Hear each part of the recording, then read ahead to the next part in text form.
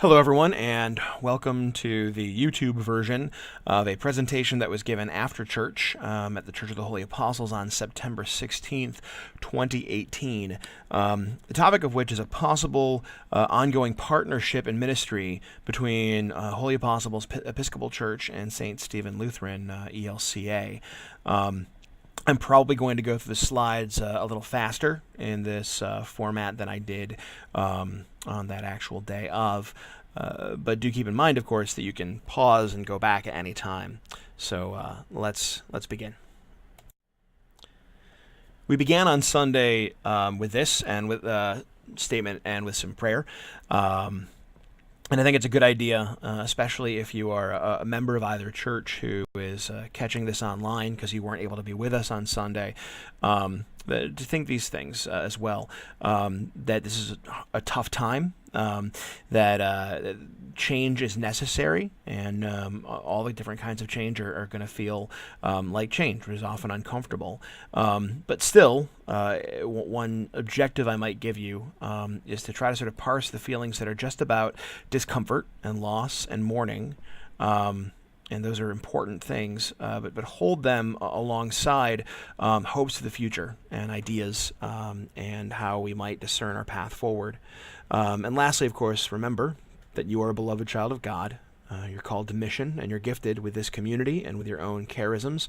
And frankly, the same is true for everyone here. So be gentle with each other and be gentle with yourself as we all pray and deliberate together. And we continue on with some prayers. I invite you to look at the next two slides, and if you're with someone else, maybe you can go ahead and do the responses as if you were here, or just take some time and be quiet with them, pause them, and reflect. We continue with a scripture reading from Jeremiah. "For surely I know the plans I have for you, says the Lord, plans for your welfare and not for harm, to give you a future with hope." And we pray for discernment. O God, who inspired your apostles in Jerusalem to pray and fast to discern your will, send us your Spirit, that we may learn what you would have us do and the words and witness you would have us offer, that your kingdom may come and your power be revealed in our surrounding communities, to the glory of your name. Amen. So just as a little background for people who have not been attending Holy Apostles for a very long time, and maybe even for people who've been here a while, the church was founded in 1884 as a mission congregation of the diocese. In the 1950s and 60s, diocesan policy shifted away from supporting missions, and in response, Holy Apostles was frankly confronted with a choice whether to move forward towards self-sufficiency or close. They built a new church, or we built a new church, and shortly after, the Church of the Holy Apostles became an independent parish church. Maybe one of the takeaways from that is that, look at this picture. That's our first church, the one that was founded in 1884. It still exists, and it currently houses a Spanish-speaking congregation. We've had to make changes before, and the outcome of those changes, in this case, was 40 to 50 years of sustainable growth. And that growth rode demographic trends. It was during the time when there was a tremendous boom in inner ring suburban parishes that grew like gangbusters. But I don't want to sell us short. This community has powerful witness and charism, which is to say that beyond luck of fate or time, there is wonderful things about this community to be proud of and to focus on and to try to preserve for the body of Christ moving forward. Now I'd like to talk a little bit about where we find ourselves today. This particular moment in history is challenging for churches everywhere, and not just us. And so I'm going to start with a macro view, and then in a few slides I'll talk about our particular situation. What you need to know is that between 2007 and 2017, churches in the Diocese of Maryland saw an average attendance loss of 23.1%, which is to say that for every 100 people in the pews, 23 of them aren't there anymore today. Now, this represents broad and clear trends in United States church participation. It's just the reality that we live in. We call it, in church nerdland, post-Christendom. And basically what that means is that most of the factors that compelled people to come to church are reversed. It's now something of a social abnormality to spend your Sunday mornings at church. It's something that people often feel the need to defend rather than people being asked, which church do you go to, as if going to church was normative. So it becomes the case, for better, for worse, and there's some for better about it, that to attract people, churches need to be about their mission. They need to actually be about helping people get to know Jesus, to discover the power of the gospel, and we don't get a lot of support sociologically and demographically for attracting people outside of that very narrow range of people who are interested in something that we profess to do and we do very well and is our true mission, but we used to get a lot of help from society and culture as well. What this means for congregations is that there needs to be some change. Really what we need is systemic change in the Episcopal Church and in most mainline denominations. We need to find answers as a community to how we respond to having less people, less money, and how we respond to an authentic need that this time in our culture has for the presence of Jesus amongst us, to hear the word not as a culturally normative thing week in, week out, but really to sort of proclaim it. At the moment, we don't have those answers as a broader church. I don't want to say every congregation is on its own, but in a lot of ways we are. There are no solutions, systemic or individually, that don't require uncomfortable changes. The average Episcopal Church now has an attendance of 57. And the estimated low threshold attendance for a viable traditional church, that's what you're used to, a full-time clergy, a significant hours for a musician, choir, all of these things that we're so used to. Really, we need, generally speaking, 80 people on a Sunday to make that a viable go, which, if you've already thought this through, means that your average Episcopal Church no longer has the attendance to look like what most of us think of as an average Episcopal Church. People join for spiritual reasons and not identity participation. And again, that's a blessing and a curse. It purifies our mission, it helps us be better disciples, but it just makes it harder to keep a church open. So one thing to note, I say here that these factors make churches, not just small churches, but most churches, very vulnerable. We here at Holy Apostles have an ASA of right around 57 people. So I know we think of ourselves as small, but we look back and we know average Episcopal Church attendance is 57 people. So are we small? Not really. We're actually exactly average. The last thing worth noting is that churches don't bounce back from hard transitions anymore without work and adaptation.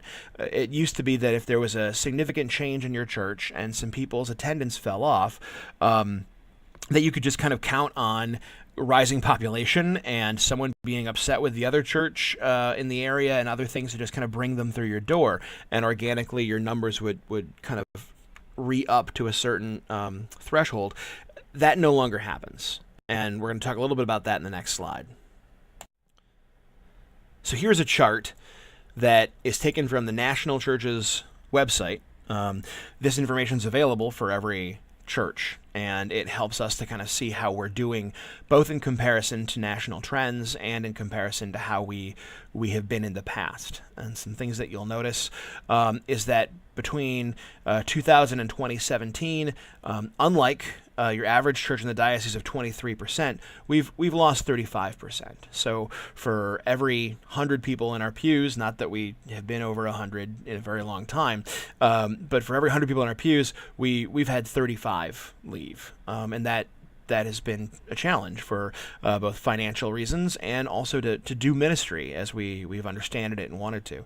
You can also see that in 2015, there was a significant hit during the clerical transition that we've been challenged to bounce back. Now, that dip is completely normal. Most churches would have experienced something like that in between clergy. The challenge is that once upon a time, other people would have backfilled that over not very long, that there was normative church attendance, and so someone didn't feel comfortable here, that's fine, but someone else would have felt comfortable here from another church, and on and on. One thing I do want to talk about, though, is the past 2.5 years, when we've seen some going up since I arrived, we've done some really great stuff. Our plan for growth and sustainability was to retool our ministries to make them more attractive, and then to do evangelism as we had the capacity to do it. And we've taken some new families in they're frankly absolutely wonderful people, who some of them sit in the vestry, others have taken point in other ministries. We have the women's group, we have our backpack program. On Sunday morning, we listed a lot of programs that are relatively new that we'd like to sustain, but there was sort of a general agreement that we're also tired, that doing all of those things has stretched us kind of to our max, and we don't want to stop doing them. We want this to be what our ministry looks like. And so we need to find solutions that are both financially sustainable, but also in terms of people power. The last thing to note before we move on to the next slide is that we have been using endowed funds to make up shortfalls since at least 2009, and that in 2014, that number doubled. We had been taking out between 10 and 15,000, and then in 2014, we began to take out between 40 and 45,000 for the past several years, which is obviously rapidly depleting our endowed resources in our legacy fund, which will bring us to our next slide. Some of you have seen this slide before. It was presented to the church on December 9th of 2016 as part of an overall fiscal analysis by Al Severn.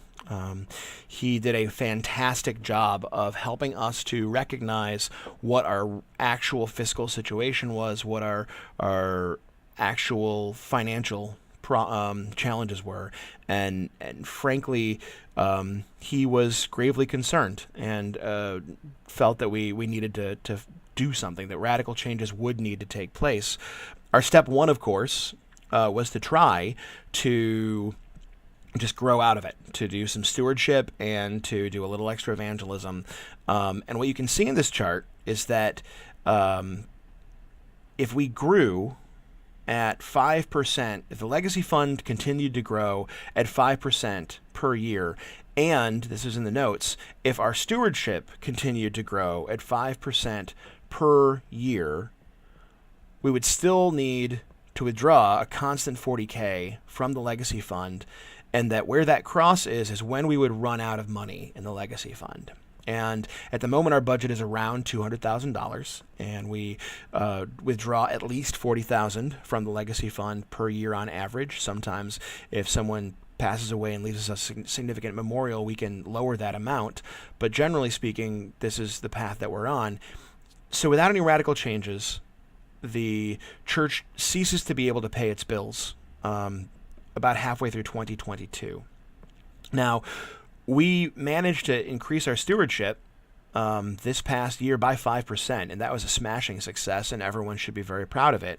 But we only got to 5%, and we needed at a target of 10% in order to begin to climb back out of the spot that we're in. And I don't know that growing at 5% per year for the next 3 years is even sustainable in and of itself. So the two takeaways here are, one, this data is about a year old. There are some minor variations. I can't tell you exactly where that red line would meet $0 if we recalculated it with today's data. However, the other thing to note is we probably won't be able to grow at 5% per year for the next 8 years, which is what we would have needed. So maybe the location of that star is correct. My guess is that it's a little bit to the left of where it is right now, but Al did good calculations, and that's about right. So essentially we have 1, 2, 3, maybe 4.5 years left before the doors close, but also the longer we keep withdrawing from the legacy fund, the less money we have to work with to make changes and to adjust or make adjustments so we continue doing our ministry. Before we move on, what I want to say is I haven't spoken to anyone who is comfortable with this outcome. That this information should, in and of itself, for most of us, be a motivator towards change, which is hard, but is declaratively necessary. And so what I'd like everyone to do is not memorize, but ponder on this mathematical equation. Take a deep breath and think about it this way. We need change because we're dissatisfied with the situation that we're in right now. And you'll notice that the mathematical equation is C equals D times V times F, and it must be greater than R. And what that means is that to have change, you have to have dissatisfaction with the situation. You also need to have a vision of how it could be instead. And then you need to have first steps, first successes that get you towards that vision so people can continue to buy in. And that all those things multiplied together need to be larger than a system's built-in resistance to change. So this morning, we're talking about some first steps. And the building of a new vision is a bit tricky because I have been hesitant up to this point to prescribe a vision. Rather than trying to sell something, what I want to say is imagine what it would be like to be able to do what we do right now and still have energy left over for evangelism so that more people could come and do what we do right now. Imagine that vestry meetings and meetings like this were about what do we do with the fact that we've got a little bit of excess beyond sustainability, rather than how do we keep the doors open year over year. Imagine the confidence and the assurance of doing our ministry without being able to have a calculated death date. Imagine twice as many kids running around. Imagine twice as many people available to do the excellent work of worship. Imagine twice as many hands lifting to get some of our outreach ministries done. And imagine twice as many people to take over some of the more tedious structural tasks of administrating a church that must be done. So hold that in your head, but also recognize that every system has resistance that's built in. That every system is only exists at this moment because of the choices that led up to this moment. And so it is completely natural for members of that system to experience change as threatening. What we know is that what we did last week, at the very least, has gotten us to this week. And we can look at all the charts that we want and know in our heads that we have to make some radical, concrete changes in order to sustain our ministry, but that doesn't change what our gut is telling us. It's evolution, it's primal. The other thing that a system's built-in resistance to change helps us to recognize is what are the unspoken missions of our community. In a minute, I'm going to list 3 invitations to mission that are based on how we proclaim what it is that we do week over week as a community. But before we get there, think of some of the things that aren't glamorous and don't sound perhaps so virtuous or Dudley Do-Right-ish or the right thing to do that are still important, right? We provide a sense of continuity for the people who come here, that things are going to feel similar as they have before, even in a changing world, even when things are hard. And we will provide a place for someone to be buried when they die, so they know they can be visited. These are some of the unspoken missions that we have to recognize exist, and we have to balance as we make radical changes against the sort of soaring missions that we proclaim. And so here are 3 of our proclaimed missions, 3 statements by which we kind of find ourselves in the world, the 3 things that we would say in an elevator pitch if someone asked us, what is it that we are about at the Episcopal Church of the Holy Apostles? What is it that we are here to do? And the first one, most of y'all know, because we say it every Sunday morning together. The mission of the Church of the Holy Apostles is to nurture a sacred community that embraces all, inspires faith, and creates leaders who reach out in Christian service.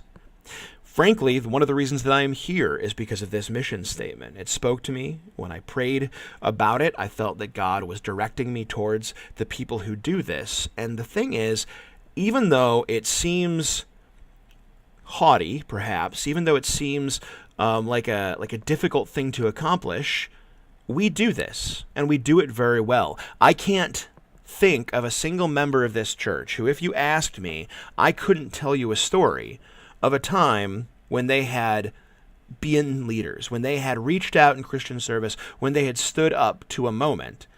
And that's not true of all places. This is one of the reasons why I think that it is imperative to the body of Christ to preserve this community and what we do here. The second thing that we have is the mission of the church is to restore all people to unity with God and each other in Christ. Now that's for the whole church. That's the Book of Common Prayer, page 855. That's what Episcopalians think about the entire business of the church, and that includes our brothers and sisters in other denominations. And the last thing is, we are the Episcopal branch of the Jesus movement, which is a phrase from our presiding bishop, Michael Curry, that I really identify with. And one of the things that I identify with it is that being part of the Jesus movement means that we are actually part and parcel of an unfolding change. That Jesus came to make things new and different, and that there will continue to be hard and difficult changes that in the epistles are referred to as things like refiner's fire and fuller's soap, until that work of unifying all people with God and each other is complete. So it is, frankly, almost, it's an impossible thing to ask for us to both be effective disciples who don't experience radical and difficult change at some point during our process of discipleship. Holding those three invitations to mission in our hearts, along with some of the unspoken missions that we know that we have, the vestry has been contemplating several options for sustainability. We are reasonably convinced at this time that it would be very unlikely to simply grow ourselves independently back to sustainability. We've been looking at trying to do that since before I got here, and we've gone ahead and systematized what that would look like and been able to compare ongoing data with that, and it is probably not good stewardship, at least if we want to keep doing mission as this community the way that we understand it, to simply let things go. The slide that we had 2 slides ago sort of showed us our calculated death date. And in order to have an intervention in that, in order to change the way that line looks, we need to deploy one of several radical options. The ones the vestry has considered are before us. We're here to talk about the partnership with a non-Episcopal congregation, specifically St. Stephen ELCA, but there's 4 others that we're going to glance over on the way, mainly to assure you that this is not being undertaken lightly. We have considered other hard options, and the reason that we're sort of beginning the process of investigating more deeply a partnership with St. Stephen is because it seems to be the best of several difficult choices at this time. No final decisions have been made, but if you're wondering why are we going down this path rather than others, here's a little bit of information. The other ideas on the table were a half-time priest model, to merge with another Episcopal church, to triple down on rapid church growth, and we'll talk a little bit about what that means in a moment, and lastly, closure, a holy and intentional ending. That first option, going to a half-time priest model. The pros are that it would almost cover our current budgetary shortfalls. And in doing so, it might feel the least uncomfortable. On Sunday morning, if this is what we did, most people could still come to our current worship space, and it would feel pretty much like what we do already. Now, you'd only have a half-time priest doing the back end, the administration, the pastoral care, the visioning, the working with committees, all of that stuff. I can tell you that right now I certainly work more than full-time trying to do the things that we do, and it's wonderful that I get to do it, but it's a challenge. It's a challenge. Prioritizing my time is already difficult, and I would certainly not imagine that someone could do so, could produce the same amount of sort of productivity at halftime. Also, this is borne out. Statistically speaking, switching to a halftime priest generally comes with additional decline in participation. And diocesan policy as it stands would mean that if you called a halftime priest, you only get them for half of the Sundays in a month. We're trying to move away from sort of this illusion that we've been able to create that a halftime priest is a full-time priest by making them work every weekend. It's not good for either party.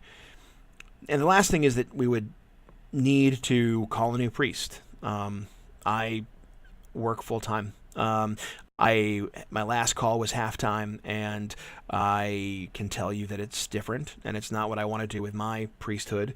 And so you would have to call someone else. That might take about a year, but it's what would need to be done. And it would need to be done as soon as possible within that year, because you're trying to sustain monies in the legacy fund. So the second option is to merge or be absorbed by another Episcopal church. The pros, of course, would be that you maintain an Episcopal identity and you migrate as a community. You could maintain important ministries. You get to see everyone who went to that other church, who chose to make that transition every Sunday morning. Now, the cons are that the nearest churches aren't that near. Elkridge and sort of the Owings Mills area and even Ellicott City are all reasonably far from here, and it would not be a marriage of equals that basically would be absorbed by another church, and we would lose the opportunity to be the gospel according to the Episcopal charism, even if it was shared with the Lutheran charism in the Arbutus, Catonsville, Lansdowne, Halethorpe area. We actually cover a pretty important swath of ground. It's a fertile mission field if we have the energy and we have the resources to cultivate it. I sort of intentionally put them in order of what is most likely to satisfy most people. And so the two more far afield options are, the first is what I call tripling down on rapid church growth, also the go out in a blaze of glory option. And this, what the idea here would be to create a plan that was very, very aggressive as far as trying to grow the church, spending a significant amount of the legacy fund over a short period of time in an attempt to grow fast enough to become sustainable. We might hire a half or even full-time growth associate, consultant. We would stop extraneous ministries. So a lot of the stuff that we do right now, we would suspend and use those cannibalized volunteer hours and energy strictly for evangelism. We'd pay some tens of thousands of dollars to do a marketing campaign. I've never seen this work. I've never heard of it working, especially with a church that's sort of as far down the path as we are. And so the reality is that a conservative steward would see that would almost certainly result in the church closing earlier than it might otherwise. That by spending down those legacy funds, we'd be unlikely to recognize enough increase in participation to get us where we need to be before we were nearing the closure place. And the last one is that if we don't recognize that closing is an option, then we're doing ourselves a disservice. Closing is a wholly and intentional ending. All things die. My friend Angel Scarborough has a great statement, which is that, gosh, wouldn't it be great if you could be resurrected without the death? Death sucks. But it's on the menu, and depending on how if everyone, one thing that I say is the pros, we have the opportunity to grieve, and we can grieve as a church family, and we can find new homes prayerfully, and then also that change will include suffering. You can't change a system without it being difficult and without suffering. So if we were to feel as a community that the suffering inherent in trying to make a radical change to do mission that we might or might not feel called to do, if that is greater than simply the suffering from having to mourn the loss of this place, then this might, be viable. Now, of course, the cons are, I don't even tell you the cons are. We don't get to be anymore. We don't get to do this anymore. This community loses out on us. And simply put, I wouldn't be here if I didn't believe that there was a lot here that serves and builds the kingdom, that there was plenty worth fighting for and discerning how best to apply it in a way that is sustainable. So, which finally brings us to the actual partnership for proposal. The partnership proposal, the proposal for partnership. For some months now, a committee of 4 people from each church, 8 people total, have been working on a proposal of how we could share ministry in 2019 to move towards sustainability, not only financially, but also adding energy of person towards doing some of these things that we would like to continue.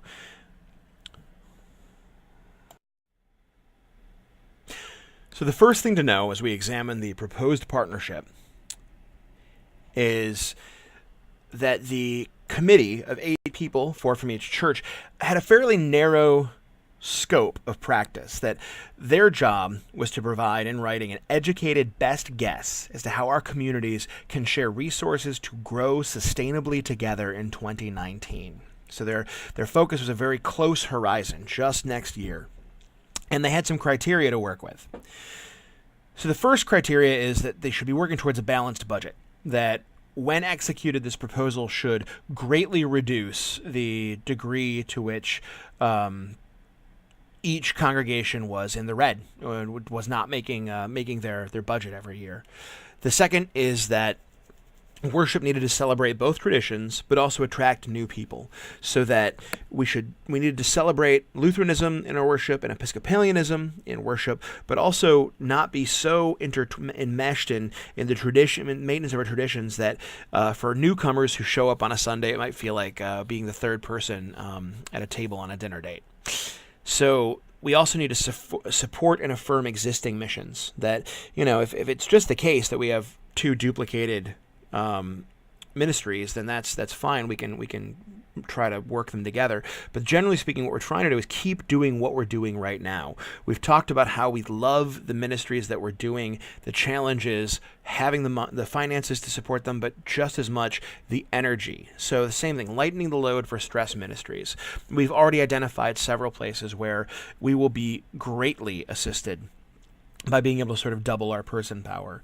The next one is that a proposal will position our communities to love each other and build deep relationships. That this is not simply a timeshare on the resources that are being shared, that we are not 2 ships passing in the night, that this is an attempt for 2 communities to do work together. And the last thing is that it creates enough excess financial and people power energy to enact a growth and evangelism plan. Coming together in 2019 will neither automatically create sustainability, nor does it completely erase our deficits. What it does do is position us to have the energy to assign resources to growth, to doing evangelism, reaching out, asking people to come to church, proclaiming that this is an excellent way to spend a Sunday morning, which is not something that either Lutherans or Episcopalians tend to be comfortable doing. Just a few more things to note. The scope of the proposed partnership is the calendar year 2019. What's important to know about that is that nothing that is proposed in 2019 cannot be undone, and more realistically, tweaks will be made. That with this proposal will be somewhat modified for 2020, even under the best of circumstances. There will be changes to move forward together. There will be ways that we see are better. And if it really just doesn't work out, there's nothing here that we cannot withdraw from at the end of this proposed period. That said, we need to commit to this vision if we're going to do this. If we're going to enter into a partnership, we need to do so full-throatedly, with all of our energy, with an expectation that this will lead to success. The fact that we've done due diligence and stewardship to be able to know that we can withdraw if necessary should not diminish our enthusiasm for trying to make this model of worship and this model of ministry go and be how we end up proclaiming the gospel in this place and time. The proposal includes shared worship and clergy, shared 2019 operational budget, shared ministries, and vestry council cooperation.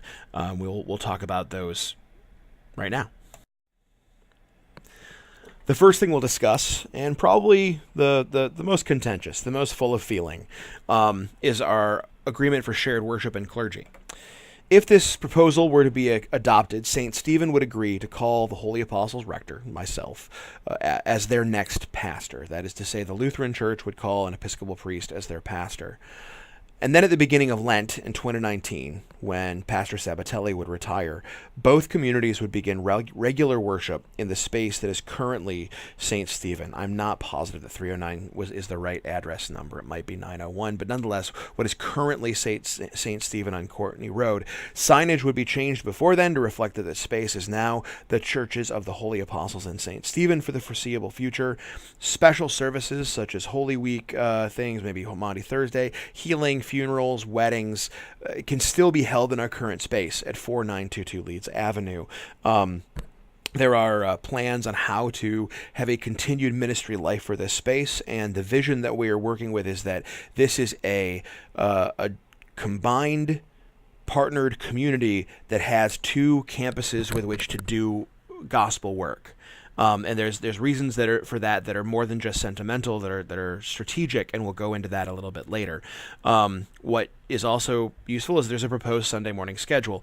8 a.m. we will do spoken right to Episcopal Mass from the Book of Common Prayer, as we have since time immemorial. And then at 10 a.m. we will have a combined Episcopal Lutheran worship, which we will be previewing, and we'll talk about that later. With children's program and choir, it will look an awful lot, frankly, like church as we know it, only with twice as many people in the pews and some minor liturgical changes. At 11 a.m., we will continue on with St. Stephen's Ministry of Brunch, which is delicious and wonderful for fellowship and something with which they strongly identify. It's probably a good idea to take another minute or two to talk about the whys of the worship and clergy proposal, more than we might for some of the others. First is, you'll notice one of the criteria, well, all the criteria really were about building up, intertwining, creating more person power with which to do ministry, as well as financial energy. And attempts at circuit riding is what we sort of called the model by which I might come to one church first and then another second with two entirely separate communities. Would not really do much to increase that inner church energy. Basically, it would be two siloed communities. It would be more like that timeshare feeling, where rarely do the paths of the two communities cross. Worshiping together creates that critical mass of people, both to staff and worship, that will attract newcomers. One of the things that we were talking about is, people come to churches looking for spiritual resources, and when they walk in and they have the impression that there are not a lot of people in the community, or it can, unfortunately, even if we're wonderful and vibrant and do all the things we do, it can be difficult for them to imagine that we have the resources to meet their spiritual needs. When people walk in and see 100 people instead of 50, it's a very different experience. In fact, one of the chief whys that the Joint Committee really stated was that it just felt better. Those mornings when our communities worshiped together, it felt joyful to have twice as many people singing, to feel that the space was fuller. And so that's another piece of this. The third point is that St. Stephen really wants to plunge in with this. Keep in mind, they have to call a new pastor one way or another. Pastor Sabatelli is leaving just before Lent. And if they're going to call an Episcopal priest as their pastor, they want a significant commitment up front. They don't want to be wading slowly into this, only to find out later that it's not a good match, or that we can't do strong and vibrant things together. The time between now and when we would do this would really be about trying to just sort of make it more comfortable. But admittedly, that would be burning time to really give this the old college try and see if it works. Why their space and not ours? Well, they're calling an Episcopal priest as their Lutheran pastor, and while the theological differences and the stylistic differences between the traditions are minimal, I can get into it, and I can tell you, I have done sermons even recently where it's occurred to me that would be a bit of a stretch for them. It will not be entirely normal when they come to church. As far as having an Episcopal pastor, an Episcopal priest, we've been able to share clergy since the year 2000, and we're going to go over some of that history later. But it just is a bridge too far to ask them to call an Episcopal priest as their pastor and to enter into the Episcopal space as a community. At that point, it would feel like they were just being absorbed. And if they were going to be absorbed, they can be absorbed by Salem Lutheran and Catonsville rather than trying to make a go of doing ministry here in Arbutus, Halethorpe, etc. This proposal also is pretty much for the last 9 months of 2019, the time while we will be acting in partnership, beginning on January 1st, if this proposal goes through, sharing a budget, being in communication, sharing clergy. The actual combined worship component doesn't kick in until Lent, which means that if everything were to go terribly awry, it would be a hard 9 months. But that's really what we're being asked to give a trial. Now, let's be clear, we shouldn't do this if we're not willing to wholeheartedly be open to this model. Again, if we do this, there should be an expectation of success with this format. Not that we can't tweak it, not that we can't revisit it, not that if it seems incredibly important to try to figure out how we integrate some more worship in the Holy Apostles building, that we can't figure out what that looks like. But this is the proposal that's in front of us, and it really will only, it holds as is for 9 months without tweaking. Continuing on from the last 2 slides, we realize that there's plenty of anxiety and discomfort in change, and the committee wants to recognize some red lines, some things that we have agreed cannot really change if we're going to have enough people on board, if people are going to be able to be excited about this. And so the 2 of them, there's more, but the 2 that I want to make sure that we will hear right now are this. All music staff will be invited to continue. They will represent each other's communities, traditions in music and liturgy, in some ways better than I could. I'm an Episcopal priest. I have been trained in 4 or 5 different locations, and what I can tell you is that the difference in worship between different Episcopal churches is much greater than the difference in worship between us and St. Stephen. And so Nancy and Bonnie they carry cultural memory and they carry skills that really will help us to succeed at this. And as we move forward, this would result, if we do this, in an abundance of musical expertise, and figuring out how best to deploy these gifts it's a champagne problem. What do you do with too much of a good thing when you've decided that you're gonna keep it? Is frankly a sign of some of that abundance that we're looking to cultivate. It's a first fruit, and that's what I've said to both of them, that we frankly think we want them. We want them both. We want them both, for as long as we can have them both. The care and continued maintenance of both campuses will be budgeted into the future. I didn't do a slide about this, but the current plan is this. There are 3 Burmese congregations that worship at the current St. Stephen building, and there is 1 that worships here. And the combined income from those 4 communities significantly exceeds the maintenance costs for the current Holy Apostles building at 4922 Leeds Avenue. So the thing, the sustainability piece that allows us to continue to have this be part of our combined community, have this space to be able to return to it for special services when people want, for people to be able to continue to visit their family members in the memorial garden, and generally to not be too concerned about the having to end our uses. This the ministry value of this space continues to exceed whatever funds we might be able to get for it. That we live in a place that we're surrounded by these Burmese refugees who need a spiritual home, and at the same time, if we're going to make a real go of working together and building a community at the current St. Stephen building, that's not tenable with 3 other fairly viable, vibrant churches sharing the space. We need to be able to have frequent, regular, unabashed access to whatever space is our primary mission space. So that's just sort of the current technical plan as to why we're able to continually presume maintenance, care, and possession of both campuses.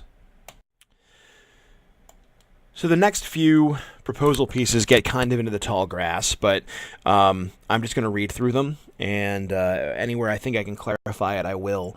But you can pause, and most of this is pretty clear. We'll share an operational budget, which means that St. Stephen and Holy Apostles would share one budget that covers yearly operational costs. So staffing, administrative costs, maintenance, altar needs, office stuff, all of that will be on one budget. But then memorials and bequests and any gifts or donations that are not part of regular giving will be held in separate accounts and accounted outside the joint operational budget. So if someone gives a memorial to the Church of the Holy Apostles, that will find its way into a separate account and be on a separate ledger for the use at the discretion of the membership, the vestry and the clergy of the Church of the Holy Apostles, to do things that are in keeping with our mission and our identity. And the same will be true if gifts and bequests are made specifically to St. Stephen. Stewardship will be tracked using envelope numbers and online selections for church for both each church, and when newcomers come in, there'll be a third category, because we're not going to ask them when they walk in the door to put on the sorting hat and decide whether they're a Lutheran or an Episcopalian on day one. That comes on day two. But know that we'll be able to know how much, frankly, each congregation is contributing to the whole budget. Budgetary shortfalls in the combined budget will be made up proportionally from the total available liquid assets of each congregation. What does that mean? That means this. If there is more money in the endowment or legacy fund of either church, that church will be responsible for a proportionally greater amount of covering any budgetary shortfall. So to use really simple numbers, if St. Stephen has $10 in the bank, and Holy Apostles has $5 in the bank, and there is a budgetary shortfall of $9, St. Stephen would be responsible for $6 of those $9, and Holy Apostles would be responsible for $3 of those $9 because of their proportional assets. Lastly, initial savings should cut our legacy fund withdrawals in half or more. There's a few irons in the fire that could do even better than that, but I don't talk about things unless I know that they're going to come true. And this will also improve more when Pastor Sabatelli retires in March. Closer cooperation will probably be able to yield to more shared line items, shared contracts, savings through attrition, etc., etc. But at the very least, we can count on this cutting in half our current overage, which means taking out less than $20,000 a year from the endowment, which would more than double sort of that operational horizon that we looked at back some slides ago. One of the most important things of this partnership is the fact that we're going to share ministries. More than money, this partnership however, it's still proposed. But if accepted, it will essentially double the number of people that we have to do ministry. I can tell you that they have less things they do over at St. Stephen, but that there seems to be a desire to do more, that they like a lot of the things that we do. They're inspired by us. I don't think they would be upset with me saying that. And they will be enthusiastic to help buttress some of our ministries, as we will want to do the same for them. Their brunch is fun, and they do other things that we can talk about later that some of our parishioners are already interested in participating in. One thing that we will be able to do that will help facilitate growth is that we will organize like a program parish. Right now, with our attendance and the number of people that we have to work with, we really are a pastoral parish, and we function like a pastoral parish, but we function like a pastoral parish that does an awful lot. And so what happens is that things slip through the cracks. Sometimes it's unclear whether it's volunteers or staff or clergy that are responsible for a particular task or an action item. And organizing like a program parish, which I'll describe in a second, will promote growth. It'll help communicate better, and it'll keep things from slipping through the cracks. It'll also hopefully make everyone less tired, that we can get more done. And St. Stephen really has already shown a good deal of enthusiasm for playing, our reindeer games. When we had that back-to-school supply drive, I'd say about 60% of what we collected came from them. They were really eager to help out with that. So basically what will happen is, or what would happen is that we have one person from each church co-lead combined ministry teams. And so whatever it is you do would fall under one of these categories. We've got a much larger chart that the joint committee has put together, but essentially the categories that each would have co-leaders would be evangelism, welcome, and communications. And you'll notice I did that first and up front because it will be the most important thing that we do if this is going to succeed in creating two sustainable communities working together. Secondly, we'll have a worship committee like we haven't had in years.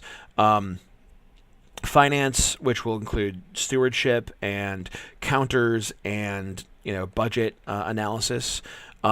Fellowship, which will be men's group and the women's group. Social ministry, which includes our outreach things, our backpack programs, our men's shelter, as well as if we wanted to do some sort of advocacy piece. I know a number of people in both communities are interested in letter writing or other kinds of social witness advocacy, and we just haven't had the critical mass of people to do that in an organized manner. We'll need a property committee that will probably just consist of our junior warden and their properties person, a formation team, and then pastoral care and community wellness. Pastoral care is one of those areas where we are really struggling. We frankly have lost in the past year two of our most dedicated pastoral care people, and that has made it difficult to reach out to all the people that we normally want to get to. And by having a team of people from both churches that will then undergo some cohesive training, and they are bringing people communion is not part of the St. Stephen tradition, but it's something they're very intrigued by. And so again, the shared ministry piece for me, maybe even more so than the shared financial resources, would be a big benefit of this proposal. Lastly, our vestry and council will figure out how to cooperate. If we're working together in mission and sharing an operational budget, then we will have to have some way within both communities' bylaws and canons to come to community decisions about items that affect both communities. We'll also have to figure out how it is that both the vestry and the council can retreat to neutral corners and make decisions on behalf of their specific communities. And stay tuned. That's what's going to be decided at the next joint committee meeting. The final proposal will be submitted on October 28th, and there will be a bunch of opportunities to get to know the St. Stephen community better and to preview combined worship between now and then. Specifically on October 7th and November 4th, we will be doing worship together at St. Stephen.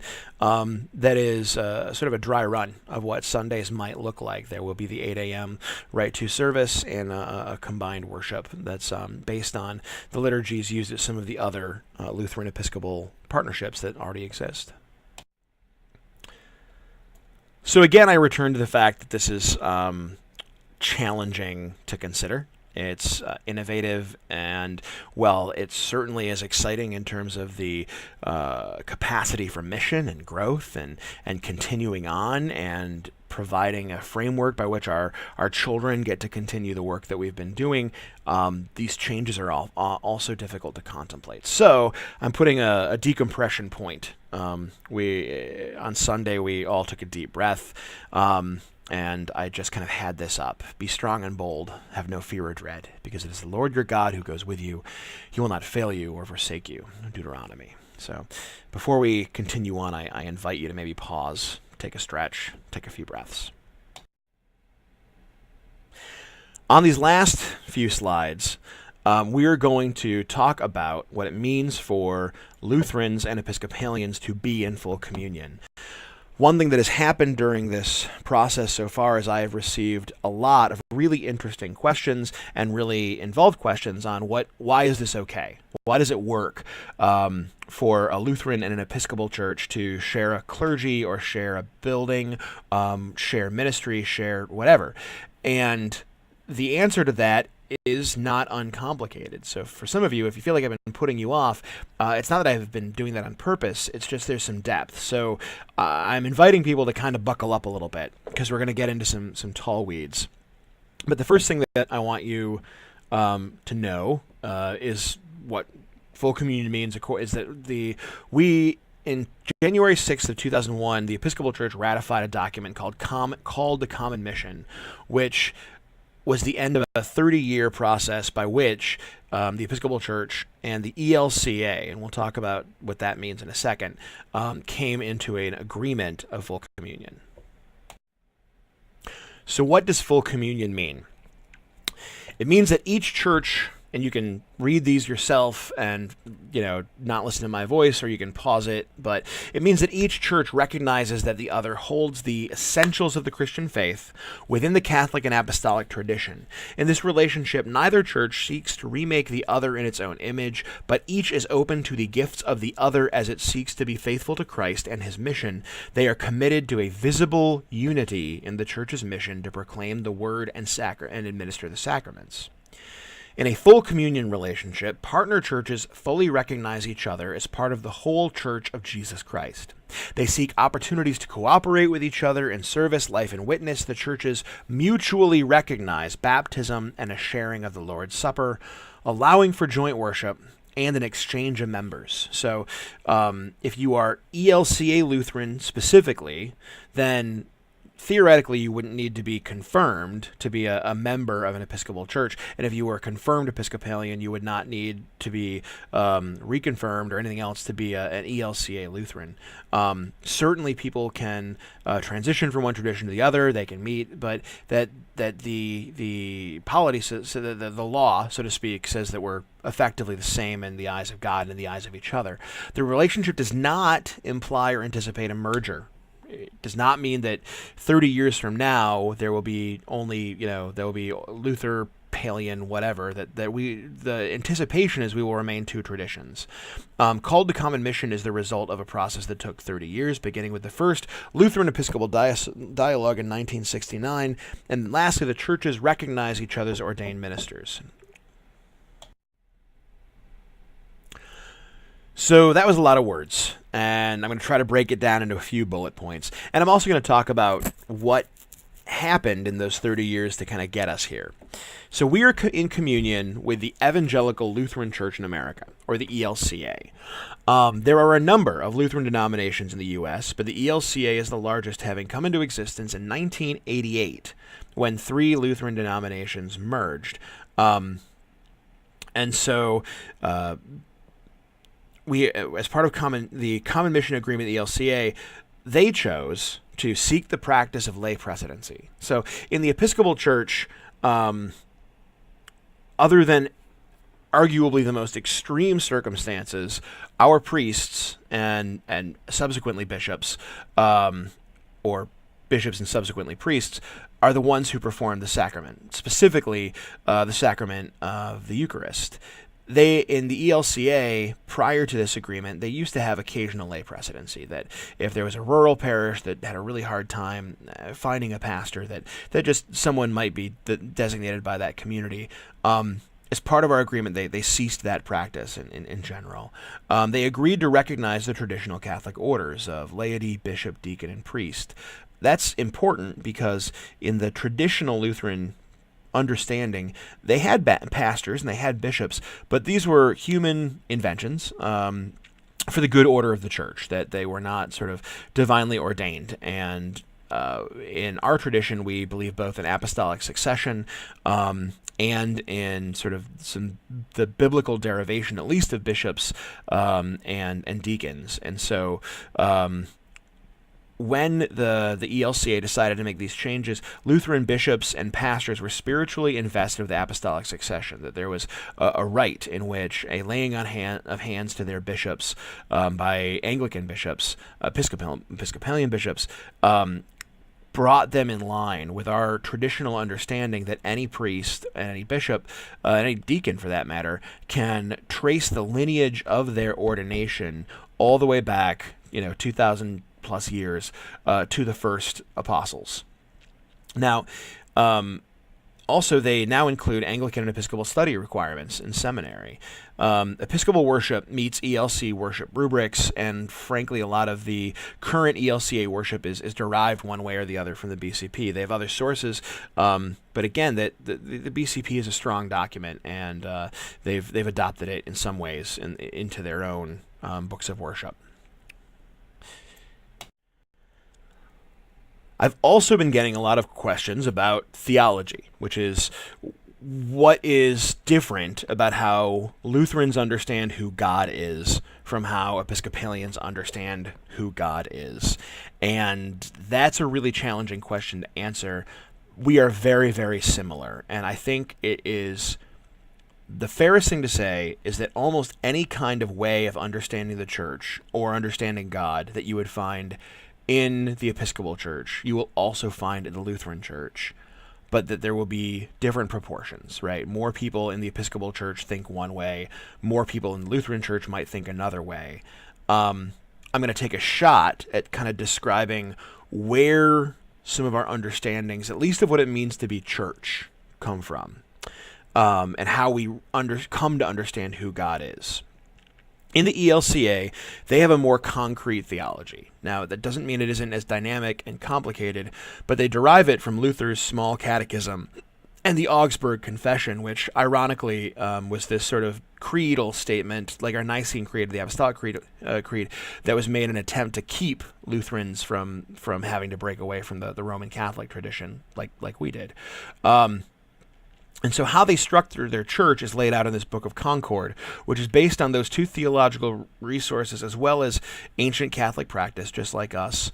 And they, as I said before, they traditionally hold that orders such as deacon or bishop or pastor are for the good order of the church, that they're kind of arbitrary.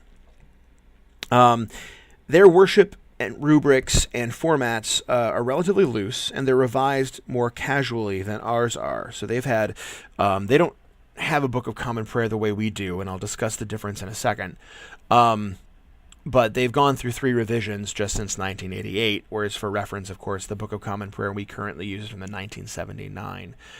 They're more comfortable with diverse expression, mainly because they're the product of several communities coming together. For better or for worse, I think a lot of Anglican identity, Episcopal identity, derives from the fact that we're very close to the original church. When we say one holy Catholic and apostolic, we're kissing cousins with the Roman Catholic and the Orthodox and these sort of original ways of thinking about being the church.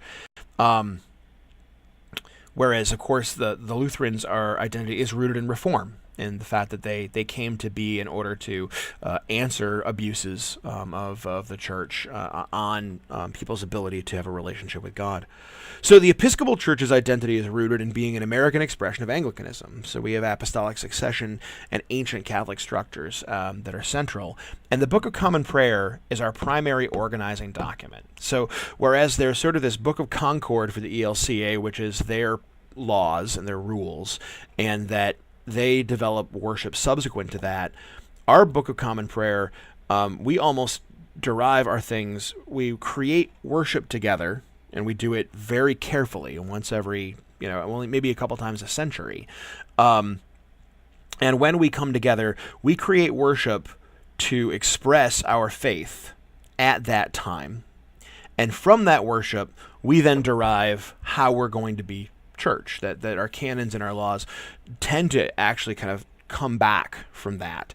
And so the Book of Common Prayer is our organizing document. So we don't have a Book of Concord and a Book of Worship. We have the Book of Common Prayer, and it contains our catechism. So we have a catechism, like Luther's catechism, and it contains our historical documents. It talks about everything's in between the covers of that book, in theory. Worship becomes the central expression of our cohesive faith, and our church is structured with rules and laws called the canons of the church, and they're derived from our traditions of worship and our history.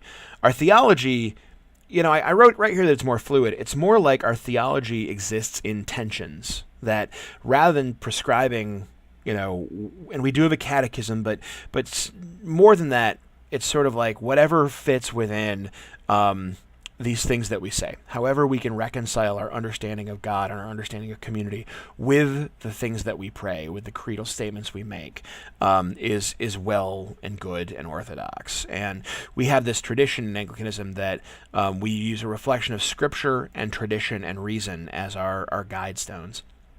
So In reality, you'll find the same breadth and depth of theological beliefs in both traditions. It's very difficult for me to point to something that's just, this is what Lutherans believe and this is what Episcopalians believe. We're very close.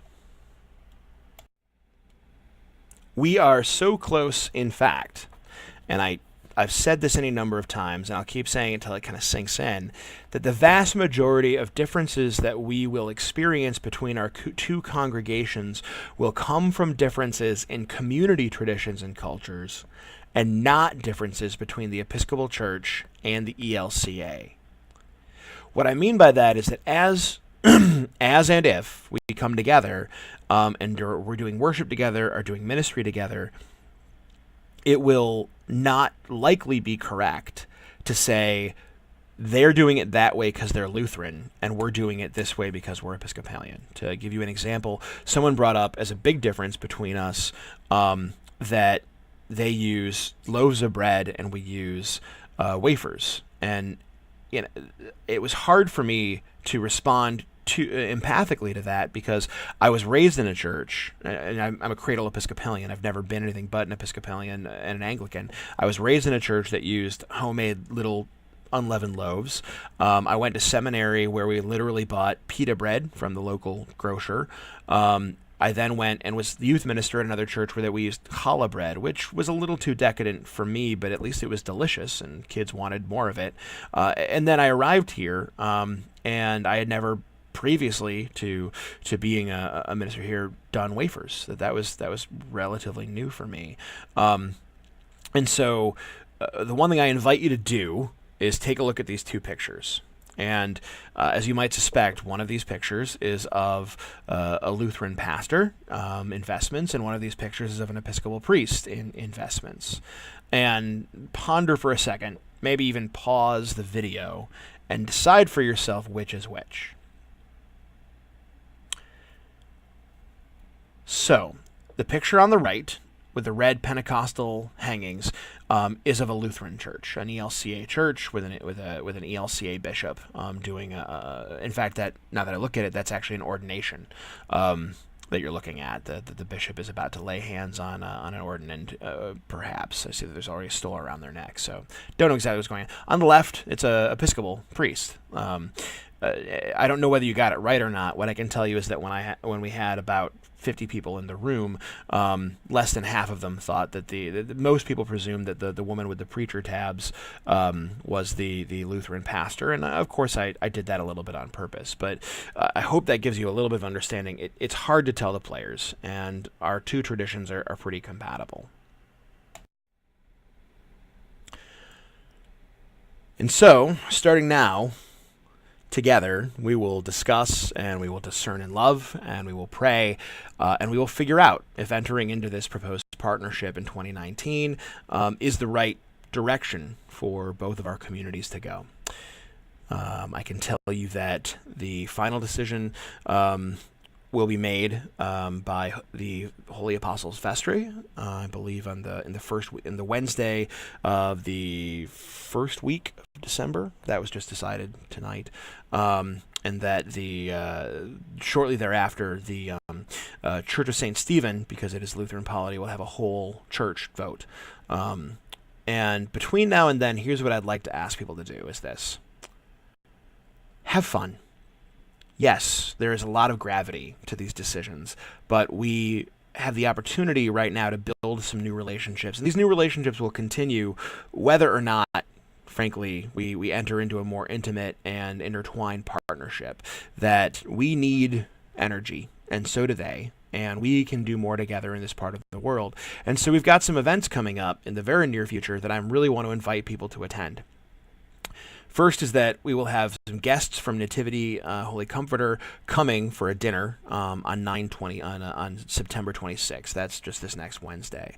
And Nativity Holy Comforter is another Lutheran Episcopal partnership that is in Baltimore, and their pastor, who is an Episcopal priest, will come with some of his parishioners, both Lutheran and Episcopalian, to sort of tell their story. What does it look like? How does that work? a piece of trivia that I forgot to drop on you earlier is that there's about 65 Lutheran Episcopal partnered projects around the country right now. We're certainly doing something innovative, and no other one will be quite like us. But this is not incredibly rare.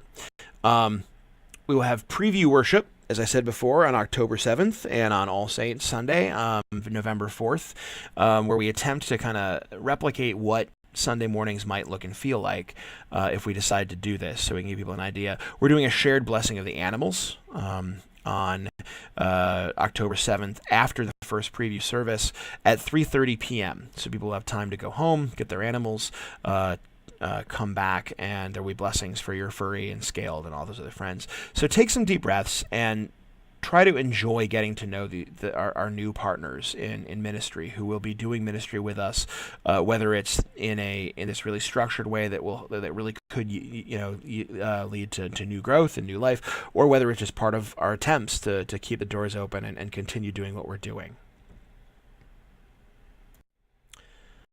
And so that concludes the presentation. Obviously, on Sunday there was time for some Q&A afterwards, and if you have any questions, please go ahead and email me at jpera@holyapostlesbaltimore.org, or you might very well know my number. My door is open, and I want people to be able to ask the questions they need and be able to say the things they say. It's an important time. So let us now close in prayer. O God, the creator and ruler of all things, your reign grows like a mustard seed into abundant life. Bless those who plant and tend to new life in your church, that we may continue as a place of welcome, a refuge of healing, a school for souls, and a life-giving spring, all of which we ask through Jesus Christ, our strength and our salvation. Amen.